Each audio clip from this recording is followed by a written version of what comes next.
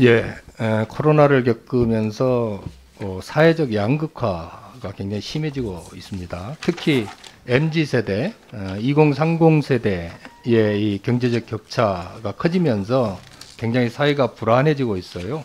혹시 장관님, MZ세대 내 자산 격차라고 하는 얘기 들어보셨습니까? 예. 예, 그 표를 좀 보시면 알겠지만은 2020년대에 그 하위 20%하고 상위 20%이 격차가 35.2배가 났습니다. 2019년에 비해서 이 격차가 점점 벌어지고 있고요. 20대 가구들만 보면은 거의 40배 가까이 차이가 나고 있습니다.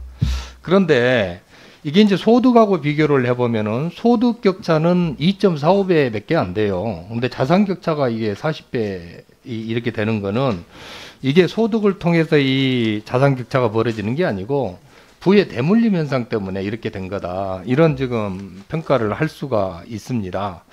이게 정상적인 또 어떤 부의 대물림이 되면 괜찮은데 상당히 증여라든지 상속이라든지 이런 과정에서 부적절한 방법, 불법적인 방법으로 이루어지고 있다고 생각하는 MZ세들이 많기 때문에 이 부분에 대한 국토교통부의 관심과 대책은 좀 필요하다 이렇게 봅니다. 이뿐만이 아니고요. 20대 이하 주택 구입 건수만 봐도 전체 19년부터 2021년 8월까지 보면은 14만 한 2천여 건이 발생을 했습니다. 잘 아시겠지만은 요즘 집값이 너무 폭등을 해서 이 젊은 세대들이 자기 돈으로 집 사기가 어려운 상황인데 이리 많은 건의 거래가 이루어지고 있는 것도 부모 찬스, 가족 찬스다 이렇게 보여지고 있거든요. 이에 더 나아가서 이 부동산 임대업 수입을 보면은요, 거의 2016년부터 20년까지 수익 금액이 한 453조 가까이 되는데 이로 인한 이 소득에 대한 이 세금 낸 거는 뭐 거의 12조 내지 13조밖에 되지를 않습니다. 그러니까 어떤 이 부동산을 통한 불로소득 과정에서 발생하는 부의 재분배 이게 정상적으로 지금 되지 않고 있다. 이런 지표들입니다. 관심이 좀 필요할 것 같아요.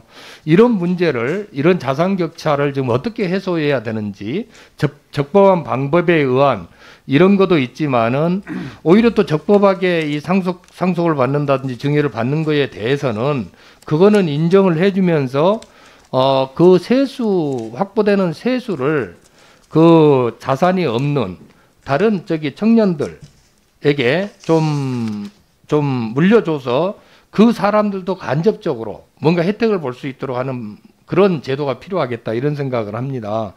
그래서 이 특히 상속세나 증여세 부분의 일정 부분을 자산 격차를 해소하는 방향으로 사용할 수 있도록 하는 제도적 장치 이런 부분을 재정 당국하고 장관님께서 좀 적극적으로 협의할 필요가 있겠다 이런 좀 제안을 드립니다.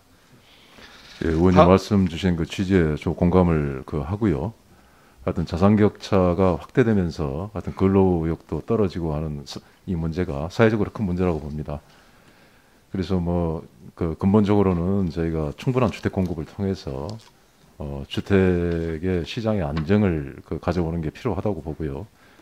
이 또 상속이나 증여 과정에서 어떤 세금 포탈이라든지 이런 문제에 발생을 하면 안 되기 때문에 지금 국세청에서는 올 연초에 일제 조사를 해서 관련 조치를 했습니다만은 지금 또다시 상속 증여 부분에 대한 조사가 진행 중에 있다는 말씀을 드립니다.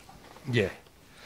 다음은 이 부동산 가격 안정 문제에 대해서 좀 간단히 질의를 하도록 하겠습니다. 정부의 이제 공급에 대한 기대감이라든지 기준금리 인상 이런 것 때문에 유동성이 축소가 되고 있고요. 집값이 또 너무 많이 올라서 이제 피로감을 느끼고 있습니다. 대출도 축소되고 그래서 서울 아파트 가격이 좀 상승세가 좀 꺾이고 있다 이런 지금 지표들이 여러 가지가 나오고 있어요. 그래서 이제 일각에서는 매수 심리 꺾였다, 변곡점이다 이렇게 하시는 분들이 있는가 하면은 아직까지 그런 단계는 아니다 이런 얘기들이 있습니다. 근데 확실한 거는 처음에 비해서 여하튼 안정 방향으로 지금 조짐은 보인다 이렇게 봐요. 이럴 때 이제 중요한 거는 부동산에 대한 심리 이게 정말 필요할 것 같아요. 이 부분 심리가 안정이 되면은 그 방향에 따라서 안정화 쪽으로 가게 되는데 여기에 대해서 좀 예, 우려스러운 부분이 이런 변곡점이라고 하는 이런 지점에 왔을 때 부동산 정책이 거기에 맞춰서 제대로 작동이 되면은 이제 잡을 수 있는 거고, 여기서 또 헛발질을 하게 되면은 다시 또 다른 불길로 번질 수가 있지 않습니까? 그래서 이게 이런 상황에서 지금 뭘 해야 되나, 그 고민을 많이 할 걸로 생각을 합니다. 근데 중요한 게 사실 우리 아파트 값이 서울에서 지금 문제가 되고 그게 수도권으로 번져나가고 지방으로 가는 추세 아닙니까? 그래서 이 불길을 서울에서 잡아야 되는데, 서울시의 부동산 안정화 정책하고 우리 정부의 이 정책 방향이 정말 잘 작동해야 되겠다 이 생각을 합니다.